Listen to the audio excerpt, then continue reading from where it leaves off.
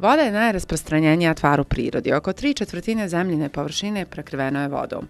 Od sve vode na zemlji, oko 97,5% je slano, a od preostalih 2,5% slatke vode, oko 70% je zamrznuto u polarnim ledenim kapama. Voda je sredstvo kojim se odvijaju svi metabolički procesi u našem organizmu, održava tjelesnu temperaturu, čuva kožu, ublažava udarce, čini nas radno sposobnim i igra važnu ulogu u detoksifikaciji organizma. Iako vode na zemlji ima veoma mnogo, sva voda nije pitka i upotrebljiva za ljudske potrebe. Mora i okeani sadrže 97% vode koja je slana i može se koristiti samo u određene ograničene svrhe. Od preostalih 3%, manje od 1% vode ljudi koriste za piće, kupanje, pranje i zalijevanje, dok se veća količina slatke vode nalazi u ledenjacima, glečerima i kao podzemna voda. U vodi je nastao život i bez čiste vode ne bi bilo života na našoj planeti. Čovjek bez vode može preživjeti samo nekoliko dana. Znači voda je potrebna i ljudima, i životinjama, i biljkama.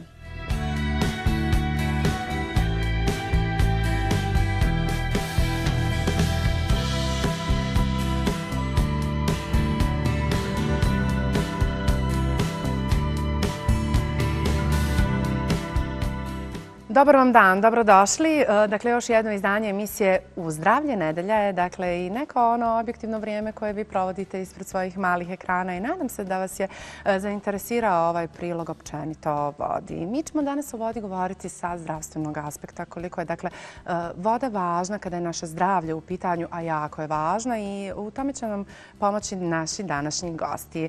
Pošto dame imaju prednost, ja ću prvo predstaviti našu današnju damu, a to je uvažena doktorica Samra Šoškić, inače specijalista dermatolog. Doktorice, dobar vam dan i dobrodošli. Dobar dan i vama, hvala vam. Hvala vam što ćete nam objasniti neke stvari kada je voda u pitanju, odnosno kada je voda povezana sa našim zdravljem. Naravno i već dobro poznat gost u našem studiju, to je gospodin Željko Hanžek, inače voditelj razvoja Aqua Power programa za Bosnu i Hercegovinu. Željko, dobar dan i vama i dobro nam došli. Dobar dan, draga vama, za moje poštovanje. Evo, rekli bih nekako tema koja će sasvim sigurno zainteresirati naše gledatelje. Mi smo u proteklim emisijama u nekoliko navrata govorili koliko je zapravo voda važna za naše zdravlje, ali nikad nismo precizirali konkretno o utjecaju vode i njenim radikalnim promjenama u našem organizmu u zavisnosti kakvu vodu unosimo u naš organizam. Evo, što vi mislite? Kakvu vodu mi unosimo u organizam? Pa ja mislim da naša svijest postaje sve veća i jača o tome, iako naravno još uvijek postoje određeni problemi i ne mogu sa sigurnošću reći da svi mi vodimo, dakle imamo mogućnost unosa visoko kvalitetne, visoko energetske vode. Tako da, evo, naša ovdje prisutnost i trud jeste sa tim ciljem da omogućimo svima da konzumiramo upravo vodu najbolje kvalitete, vodu koja čuva naše zdravlje i pomaže, dakle, štititi nas od eventualnih pojave raznih bolesti kojima smo danas izloženi. Da. Evo, dakle, s nama je, rekla sam i naša draga doktorica Samra Šoškić, inače specijalista dermatolog, pa ćemo malo i sa vaše specijalnosti, dakle, pogledati kakva je situacija vezana sa vodom kada je naša koža u pitanju, ali evo, konkretno, koliko je svijest, dakle, vaših pacijenata i inače naših gledatelja, možda cijelog čovječanstva podignuta kada je u pitanju unos vode u organizam? Pa ne bih se baš usudila da komentarišem svijest cijelog čovječanstva, ali mogu samo napraviti kratku retrospektivu. Prije 10 godina kad sam počela da se bavim medicinom kao ljekar i sad ta svijest je na daleko većem nivou. I ne samo kad je u pitanju voda. Imamo mi tu raznih upitnika i šta jedemo i šta pijemo. I sva sreća da je to tako da se naši pacijenti i građani pitaju što više i treba se pitati. Zahvaljujući medijima, naravno, danas sve više pacijenata se da pita. A ja se moram odmah uhvatiti tog pitanja same kože. Tu su obično pacijenti u velikoj zabludi i smatraju ako što više tekućine piju, bilo kakve, da će koža biti bolje hidrirana. Sam problem hidriranosti kože je malo kompleksniji i ne može se riješiti samim pijenjem vode. Tu prije dolazi, moramo uzeti u obzir unošenje nekih drugih materija, i ishranu, i proteine, i masne kiseline, ali i to šta nanosimo na kožu, čime peremo kožu i čime čistimo kožu. Naravno, koža je najveći organ ljudskog tijela i ona nam pomaže u termoregulaciji. Preko kože se izluče velika količina tečnosti. Tako da mi možemo primijetiti šta je dehidrirana koža u nekakvim, ne znam, akutnim stanjima dehidratacije. Međutim, nije tako jednostavno samo napiti sad se što više možemo vode i sad ćemo dobro hidriranu kožu. To baš i nije tako. Tu postoji puno problema. Koliko je konkretno voda važna za očuvanje našeg zdravlja? Pa trenutno mi ne mogu da se sjetim ničeg što je važnije u stvari od vode za očuvanje našeg zdravlja. Otprilike u zdravog odraslog čovjeka 65% čini tekućina kod djece, taj procenat mnogo veći, zato su i opasnije te dehidratacije. Bez hrane možemo preživjeti nekoliko sedmica, bez vode svega nekoliko dana. Tako da je voda neophodna za sve metaboličke procese, za kompletno postojanje našeg organizma od nivoa one male ćelije, pa te ćelijske vode, pa onda kompletnih sistema organa i organizma čitavog. Inače, sve vrijeme kada je voda u pitanju slušamo dakle tu preporuku da je dovoljna doza dnevne količine koju unosimo 2 litra. Molim vas, ja ću odmah kažem da to nije tačno. To mora biti individualno. To mora biti individualno, zavisi prije svega od spola, od uzrasta, od tjelesne težine, od aktivnosti, od mnogo individualnih karakteristika. I svaki put se iznerviram kad čujem to 2 litra tekućine. Moramo unositi tekućinu onoliko koliko je dnevno izbacimo. U prosjeku teste 2 do 2,5 litra. Jer ne izbacujemo tečnost tamo preko bubrega. Kao što sam i rekla, preko kože izbacujemo veliki dio tečnosti kako koža evaporira. Tako da to moramo individualno procijeniti. Nekakav banalan primjer, ja ću sad stvarno banalizirati, je dok naš urin ne dobije svjetlu boju. I to onako kako sami sebi možemo dozirati. Ne 5, 6, 7, 8 čaša. I to će uvijek zavisiti da li se radi o ljetnim mjesecima, zimskim mjesecima, kolika je zagrijenost plazma prostorije u kojoj se nalazimo. Tako da je malo kompleksniji problem nego ta 2 litra vode koje trebamo. Samo ću na kraju da vas pitam cijele ove priče. Kvalitet vode koju unosimo u naš organizam utječe na naše zdravlje, je li tako? Ako pijemo malo vodu koja onda nam stvara neki kamenac, je li tako, u bubregu ili... Dobro je pokrenuti to pitanje kvalitet. Šta to smatramo sve pod kvalitetom vode? Znate, tu spada niz osobina. Nećemo sad biti prestručni pa David gledati šta to mi gledamo, ali ono što oni sami mogu da osjetiti, to su nekakve fizičke karakteristike, miris, boja, ukus vode. Nekad smo mi učili u školi da je to tečnost bez mirisa, ukusa i svašta nešto, ali nije to baš stalno tako. Pa onda nekakvih ozbiljnijih stvari. Šta to sve sadrži naša voda? Što bi trebala da sadrži ili što ne bi trebala da sadrži, a ona ga ipak sadrži.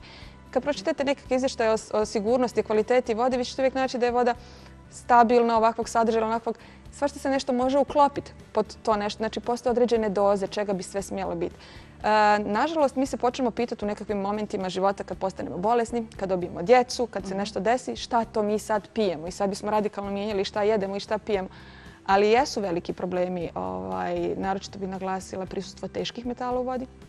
Mi se svi, naša voda se izgleda dezinficira hlorom, nikad se nismo zapitali koji su to spojevi koji nastaju nakon hemijske reakcije hlora i tih organskih nekakvih stvari koje se nađu. A na kraju krajeva bližimo se ljetnim mjesecima, treba misliti i na one bakterije koje se normalno nađu ili ne nađu ili ne bi smjele da se nađu, opet se nađu u vodi. Tako da je to vrlo jedna široka tema. Tako da... Evo, možda da pitamo gospodina Željku, već ste sasvim dovoljno u Bosni i Hercegovini. Recite nam kakvu vodu pijemo mi. Pa ovako, bit ću vam iskren. Dobivši rezultate od nadležnih državnih institucija, mi smo vidjeli da je voda u vodovodnom sistemu uistinu voda za piće. No, ono što se naša tehnologija bazira i ono što mi želimo objasniti jeste da je upravo to temelj gdje mi možemo napraviti jednu veliku promjenu, učinivši ju, osim to što je tekuća, učiniti je i efektnom za čuvarom našeg zdravlja. Dakle, to što je ona kemijski čista, to je tek baza za razvoj ove naše priče o kojoj mi kroz ovih par emisija već govorimo. Dobro, kakva voda onda ona koju pijemo zahvaljujući proizvodu Aquapower? Ja sam malo, kako da kažem, istraživala to, pa evo, recimo, došla sam do jedne informacije da je voda potrebna da ima pravilnu kristalnu strukturu. Bravo, tako je. Ja sam nekoliko puta spomenuo kako voda u vodovodnoj mreži jeste oštećena struktura vode. A ako želimo, a univerziteti u Beču, Grazu, Minhenu pokazali su da sama voda pravilne strukture ima pozitivan efekat na organizam. Ako želimo to postići, onda je moramo omogućiti upravo popravljanje te strukture. Znači da ona vrati tu svoju pravu kristalnu strukturu koju ste spomenuli i da izađe iz vodovodne mreže upravo u takvoj strukturi, u takvoj organizaciji, jer to smo vidjeli kroz rad sa univerzitetima potiče zdravlje organizma. Ne samo čovjeka, nego biljaka i životinja. Da. Jeste vi zagovornik ovoga da se mora unositi 2 litra vode u dnevnom organizam? Ja se apsolutno slažem sa gospođom doktor da je to individualno. Ali ja se nadam da će se gospođa doktor složiti kad ću reći da je dehidracija danas jako veliki problem i da, parafraziram, postoji zapravo jedna knjiga lijepog naslova Niste bolesni, žedni ste.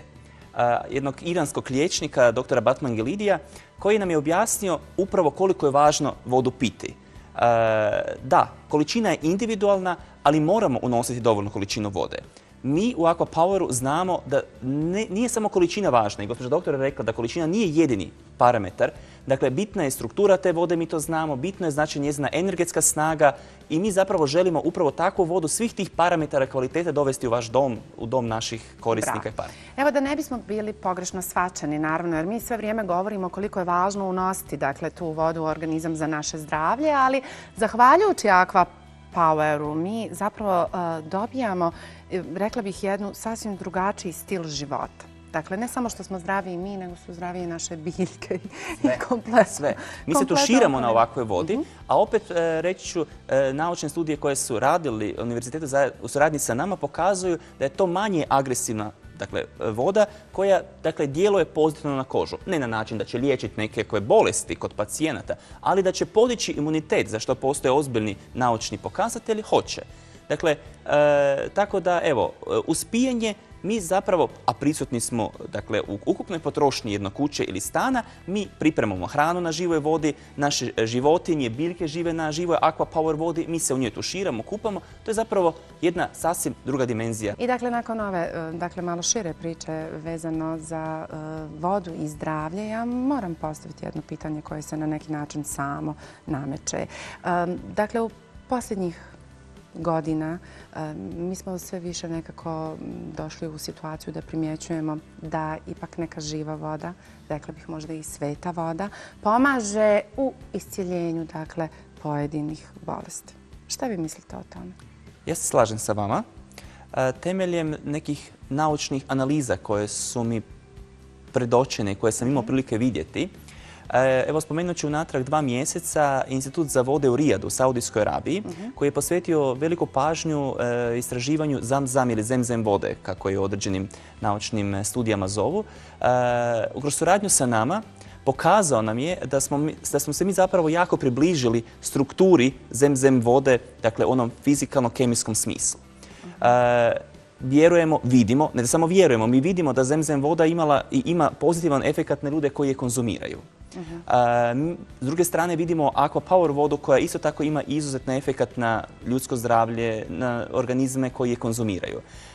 Želja nam je da upravo tu priču, pitanje koje ste postavili vezano uz energiju vode, snagu vode, mi zapravo naučno obradimo i da pokažemo zapravo koji su to razlozi zašto je određena voda uistinu ljekovita i zašto ona pozitivno djeluje na naš organizam. Evo, mi smo je nazvali živa voda, pozitivna voda ili živa voda, ali to je nekako voda koja ima to energetsko dejstvo i osim što je energija samo važna u atmosferi i o svemu što nas okružuje, evo i voda je na neki način jako bitna. Mi smo se jedne prilike na neki način dotakli tog momenta koliko je važna voda koju mi pijemo. Čak smo pomenuli tu vodu koja je flaširana, koja je negdje stacionirana, nije imala pozitivnu priču oko sebe, može da utiče na naše raspoloženje, odnosno na našu energiju. Ono što je isto karakteristično vezano za vaš proizvod i što je na neki način, ja bih s tim i završila, na neki način bio vrlo onako fascinantno našim gledateljima jeste, a zar mi takvu onda vodu pijemo narednih 25 godina? Apsolutno točno. Tako je. To je tako. Dakle, ako postavimo Aquapower, imamo garanciju 25 godina da pijemo takvu vodu. Ali zapravo rješenje za cijeli život. To je dakle rješenje za cijeli život i za cijelu porodicu, ja bih rekla. Apsolutno. Hvala vam puno. Doktorica, hvala na vašem učešću u današnjoj emisiji Uzdravlje i Željko, hvala vama što ste i ovaj put došli i evo na neki način približili cijelu ovu priču našim gledateljima. Mi se vidimo opet sljedeće nedelje. Naravno, bit će mi jako drago. Hvala vam lijepo. Dragi gledatelji, hvala vam za vašu pažnju. Vidimo se sljedeće nedelje u isto vrijeme i na istom mjestu. Prijatno i doviđenja.